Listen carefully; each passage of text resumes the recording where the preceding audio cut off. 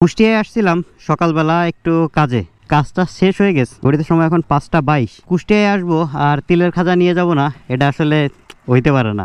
তার জন্য এই যে কারখানার সামনে আসছি, বাট কপাল খারাপ, কারখানা বন্ধ। তবে লোকটাকে ফোন দেওয়া হয়েছিল, সে বলল সামনে একটা চায়ের দোকানে সে তিলের খাজা রেখে গেছে। আর আমার সাথে আছে আজকে অবায়দুল মামা বাড়ি যাবে, আর সাথে আমিও বাড়ি যাব। তো এইখান থেকেই মোটামুটি খাজা নিয়ে যাইতে হবে। কত করে কেজি? 360 নিয়ে নাও 1 কেজি। কুষ্টিয়ার কিন্তু আর একটা বিখ্যাত খাবার আছে, সেটা কুষ্টিয়ার কুলফি মালাই। তো এই যে খাজা, আর এটা কুষ্টিয়ার বিখ্যাত তিলের খাজা, কি প্রেম তিলের খাজা, সুন্দর।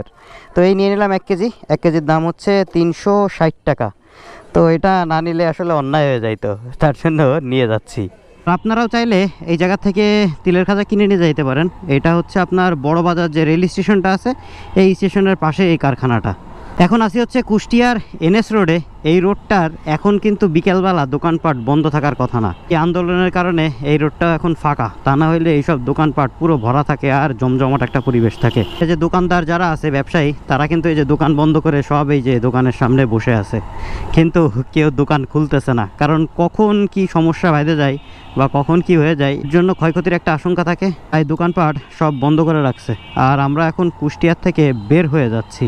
উদ্দেশ্য হইল যশোর। ঘড়িতে সময় যখন 5টা 34, তখন আমরা চলে আসছি কুষ্টিয়া কোর্ট স্টেশন।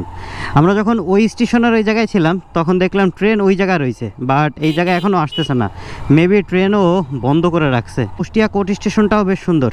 আমরা বকচত্বরতে যাইতে চাইছিলাম, বাট বকচত্বরের ওই পাশে আন্দোলন চলতেছে, যার জন্য ইট পাটকেল মারামারি এইসব চলতেছে। আমরা প্রথম যেবার গেছিলাম তখন দেখছিলাম ওই রোডে ওই অবস্থা, এর জন্য আর ওই রোডে যাব না, কারণ ওই রোডের অবস্থা খুবই খারাপ। আমার হেলমেটে ক্যামেরা লাগানো, যার জন্য আমি ওই রোডে যাইতে পারছি। বাট অনেককেই দেখলাম এই পাশে আর ওই পাশে দাঁড়ায় রয়েছে। এই পাশে পুলিশ রয়েছে, মাঝখানে লাঠিসোঁটা নিয়ে মনে হয় ছাত্রলীগের পোলাপান, আর ওই পাশে সব ছাত্ররা দাঁড়ায় রয়েছে, যার জন্য আমরা এই বাই রোডটা নিচ্ছি। আমরা এই কলেজ মোড় দিয়ে সরকারি মহিলা কলেজ যেটা আছে ওই রোডে যাব, ওই রোড দিয়ে একবারে মেন রোডে উঠে যাব। আসলে কুষ্টিয়া শহরের মধ্যে সবাই বেশ আতঙ্কে রয়েছে। এই পাশে দেখলাম কিছু পোলাপান লাঠিসোঁটা নিয়ে দাঁড়ায় আছে, জানি না আসলে কারা লাঠিসোঁটা নিয়ে এইভাবে দাঁড়ায় আছে। আর এই মোড়েও দেখতেছে এরকম মানুষজন সব এই যে ফাঁকে ফাঁকে সব লোকজন মনে হইতেছে জড়ো জড়ো হয়ে দাঁড়ায় রয়েছে। তো আন্দোলন যখন চলে তখন এরকম একটু পরিস্থিতি চলে। আর কুষ্টিয়ার মধ্যে মনে হইতেছে একটু বেশি চলতেছে। তবে ঢাকায় আমি যখন ছিলাম, ঢাকার মতো ওই রকম না, কারণ ঢাকায় তো একদম পুরো জনসমুদ্র তৈরি হয়ে গেছিল। এই রোড দিয়ে বের হইতে চাইছিলাম, আপনাদের বলছিলাম যে কুষ্টিয়া সরকারি মহিলা কলেজ কুষ্টিয়া, আর এর অপোজিট সাইডে এই পাশে কুষ্টিয়া কেন্দ্রীয় কারাগার। তো এই রোড দিয়ে বের হচ্ছি, কারণ আমরা মেন রোডে যাইতে যাচ্ছিলাম না। কখন কি হয় তার তো ঠিক নাই, এর জন্যই এই রোড দিয়ে বের হওয়া। চলে আসছি কুষ্টিয়ার চৌরাস মোড়ে, আর এইখান থেকে আমরা যাব বামে। আর কুষ্টিয়া থেকে চলে যাচ্ছি যশোর। এইখান থেকে 91 কিলোমিটার। তো দেখা যাক যশোরে যাইতে কত সময় লাগে। কুষ্টিয়ার থেকে ঝিনাইদহের যে রোডটা আছে, এই রোডটা বেশ সুন্দর, তবে কিছু কিছু জায়গায় যে এরকম আছে, যার কারণে এই রোডটায় আসলে অবশ্যই একটু সাবধানে বাইক চালাবেন। বিশেষ করে যারা নতুন আসবেন বা নতুন বাইকার যারা আছেন, বা এরকম রাস্তার মাঝখানে এরকম গর্তও দেখতে পারেন, এই যে দেখছেন অবস্থা, যার কারণে এই রোডটায় আসলে একটু সাবধানে আসবেন। সব জায়গায় এরকম না, তবে বেশ কিছু জায়গায় এরকম, যেই জায়গাগুলোতে একটু সাবধানে বাইক চালাবেন। ঘড়িতে সময় যখন 6টা 6, তখন আমি চলে আসছি মধুপুর কলারহাটে। সকালবেলার দিকে এই পাশ দিয়ে যাওয়া যায় না, কারণ এই পাশে একদম সব কলা আর কলা হয়ে যায়। এই দেখেন এখনও এই যে গাড়ি লোড দিতেছে। তো এই দিকে আসলে কলা কিনে নিয়ে যাওয়া দরকার ছিল, বাট আজকে আর সময় নাই। তবে আপনারা আসলে কিনে নিয়ে যাইতে পারেন, যেহেতু একদম কলার হাট, হয়তো বা রিজনেবল প্রাইসে আপনারা পাইলেও পাইতে পারেন। কাহিনী এখন যেটা সামনে ইসলামী বিশ্ববিদ্যালয়, আর এই পাশে গাড়ি সব দাঁড়ায় রয়েছে। আই থিঙ্ক ইসলামী বিশ্ববিদ্যালয়ের সামনে বিক্ষোভ চলতেছে, যার কারণে এই গাড়িগুলো একটাও পাস হইতে পারে নাই।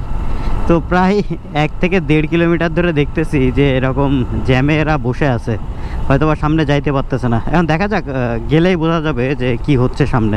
যেটা মনে করতেছিলাম সেইটাই, এই যে এই জায়গা রাস্তা বন্ধ করে দিয়ে আন্দোলন চলতেছিল, অ্যান্ড মনে হয় এখন শেষ হয়ে গেছে। আই থিঙ্ক যাইতে দিবে কিনা আমি জানি না, তবে চেষ্টা করে দেখা যাইতে পারে। ও পাশে বিজিবি দাঁড়ায় আছে, আর আমরা এই পাশে আস্তে আস্তে বের হইতেছি। হ্যাঁ ভাই, আস্তে আস্তে, সমস্যা নাই ভাই। আসলে আন্দোলন কি, এটা হলো যৌক্তিক একটা আন্দোলন। এর থেকে মানে আমাদের বলার কোনো কিছু নাই। এই ছাত্ররা তাদের নিজেদের অধিকার আদায়ের জন্য আন্দোলন করতেছে, এটাই আসলে বলার কোনো কিছু নাই। তবে লাঠিসোঁটা মারামারি চাই না, এই রক্তপাত আসলে আমরা চাচ্ছি না। সরকার যদি চেষ্টা করে এই সমস্যার সমাধান কিন্তু দ্রুতই করতে পারে, তারা একটা বসাবসি করে এই সমস্যার সমাধান করুক। তবে আমার মনে হয় এবার ছাত্ররা তাদের দাবি আদায় না করে রাজপথ ছাড়বে না। চলে আসছি ঝিনাইদহ শহরের ভিতরে, আর ঘড়িতে সময় হচ্ছে 6টা 46। ঝিনাইদহের মধ্যে তেমন কোনো আন্দোলন আমি দেখি নাই, সকালবেলাও দেখি নাই আর বিকালেও দেখি নাই। ঝিনাইদহে হচ্ছে আমার বন্ধু তৈত সাহেবের বাসা, সে থাকলে অবশ্যই দেখা হতো। সে আছে আপাতত জাপান, অ্যান্ড সে আমার জাপানে নিয়ে যাওয়ার জন্য খুব ট্রাই করতেছে, বলতেছে ভাই তুই বিএসসিটা কমপ্লিট কর, আমি তোরে জাপানে নিয়ে চলে আসি। বাট আমারও সময় সুযোগ হচ্ছে না বিএসসিটা ভর্তি হওয়ার, কারণ এমনি উড়ো উড়ো করে ঘুরে বেড়াইলে কি আর বিএসসি ভর্তি হয়ে পড়ালেখা শেষ করা যায়? তবে টেন্ডেন্সি আছে, ইনশাল্লাহ খুব দ্রুতই বিএসসিটা ভর্তি হয়ে যাব আর বিএসসিটা শেষ করে নিব। যশোরে যাইতেই কালীগঞ্জ পড়ে, আর কালীগঞ্জের প্রসিদ্ধ ল্যাংচা যদি না খেয়ে যায় তাহলে কীরকম একটা হয়ে গেল না। আমরা ঈদে একবার আসছিলাম এই জায়গার থেকে ল্যাংচা খাইতে, আজকে যেহেতু যাচ্ছি সেহেতু আজকে আবার মনে করেন যে চলে আসছি। এই যে এই পাশে এইগুলো হলো ল্যাংচা, আর এটা হলো রসগোল্লা, তাই না? এই যে এই পাশে আরও সাইজ আছে। এখানে আসলাম, এখান থেকে ল্যাংচা কিনে নিয়ে যাব বাড়ির জন্য। বাদ বাকি আমরা দুই মামা ভাইগনা যতটুকু খাওয়া যায় আগে খাইয়ে নেই। মিষ্টি খাওয়া শেষ আর মিষ্টি নেওয়াও শেষ, এখন যাইতে হবে। এর মধ্যে আম্মু একবার ফোন দিছে, ফোন দিয়ে বলতেছে কই রে তুই সকালে বেরোয়েছিস, এখনও তোর কোনো খোঁজ নেই। ঠিক আছে, আমি বললাম আম্মু আমি বেরোইছি, আসতেছি কালীগঞ্জে মিষ্টি কিনতেছি। দিল খানিকটা ঝাড়া, বললো তোরা কিটা মিষ্টি কিনতে কইছে। যাই হোক, আমি বাইরে আসলে ফ্যামিলির জন্য মানে ওই জায়গার বিখ্যাত জিনিসগুলো নেওয়ার চেষ্টা করি, কারণ আমি সবসময় বাইরে থাকি, ফ্যামিলিকে বিশেষ একটা সময় দিতে পারি না। যতটুকু আসি আর কি পরিবারে ততটুকু সময় দেই।